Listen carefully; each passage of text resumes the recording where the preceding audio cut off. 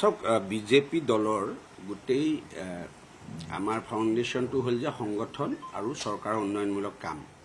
আপোনালোকে বিগত সময়ত দেখিছে যে চৰকাৰখনৰ উন্নয়নমুখৰ কামবিলাকৰ ক্ষেত্ৰত সকলো শ্ৰেণীৰ ব্যক্তিক চুই গৈছে।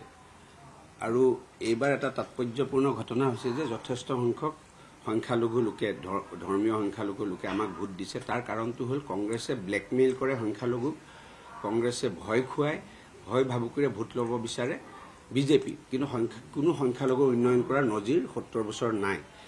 এইবাৰ সংখ্যালঘু বিশেষকৈ যুৱ প্ৰজন্মই বুজি উঠিছে যে এই চৰকাৰখনৰ কাকো এপিজমেণ্ট নকৰে বা তেল নামাৰে, কাকো ভয় ভাবিকো নিদিয়ে, সকলো ৰাইজৰ কাম সমস্তৰত কৰে আৰু সেইকাৰণে সকলোৱে আকৃষ্ট হৈ আমাক সমৰ্থন জনাইছে।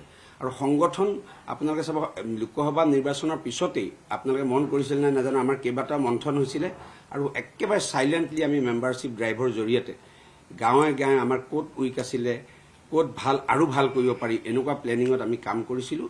আৰু ভাৰতীয় জনতা পাৰ্টীৰ প্ৰায় 65 লাখ কাৰ্যকৰ্তা যি মেম্বাৰ, তেওঁলোকৰ প্ৰচেষ্টাত মুখ্যমন্ত্ৰী মহোদয়ৰ নেতৃত্বত, দিলীপ শইকীয়া ডাঙৰীয়াৰ নেতৃত্বত আমি সুন্দৰ ফলাফল পাবলৈ সক্ষম হৈছোঁ। কিন্তু কংগ্ৰেছৰ বিপৰীত ছবি দেখিবলৈ পোৱা গৈছে।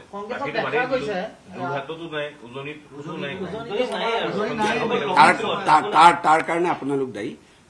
আপোনালোকে কি কৰে, কংগ্ৰেছৰ ডাঙৰ লিডাৰ কেইজনক লগ পালে বুমটো আগবঢ়াই দিয়ে।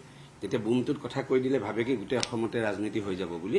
অকণমান আপোনালোকে কংগ্ৰেছক যদি আপোনালোকেও ষ্ট্ৰং কৰিব বিচাৰিছে, আপোনালোকে কংগ্ৰেছৰ পৰা অলপ আঁতৰি থাকক বুমকেইটাৰ পৰা। তেওঁলোকক কওক যে গাঁৱত যাওক, বুমত ৰাজনীতি নহয়, গাঁৱত ৰাজনীতি হ'ব, বুথত ৰাজনীতি হ'ব, মণ্ডলত ৰাজনীতি হ'ব, ব্লকত ৰাজনীতি হ'ব, জিলাত ৰাজনীতিটো হয়। না নিছো সাধু কথা, আপুনি চাব গোটেই সাধু কথাৰে ভৰি থাকে কংগ্ৰেছত, বিভিন্ন সাধু হৈ থাকে। অসমীয়া মানুহ এতিয়া সাধু নুশুনে। অসমীয়া মানুহ এতিয়া এইখন নতুন অসমৰ ফালে গৈছে, য'ত বন্ধ নাই, উন্নয়ন, ইনভেষ্টমেণ্ট আহিছে, আমি ইণ্ডাষ্ট্ৰী আনিব চেষ্টা কৰিছোঁ, সুন্দৰ পৰিৱেশ এটা কৰাৰ চেষ্টা কৰিছোঁ। এইবিলাক ৰাইজে বুজি পাইছে। আপুনি বিচৰা বাতৰি পাব কেৱল নিউজ 18 এপত।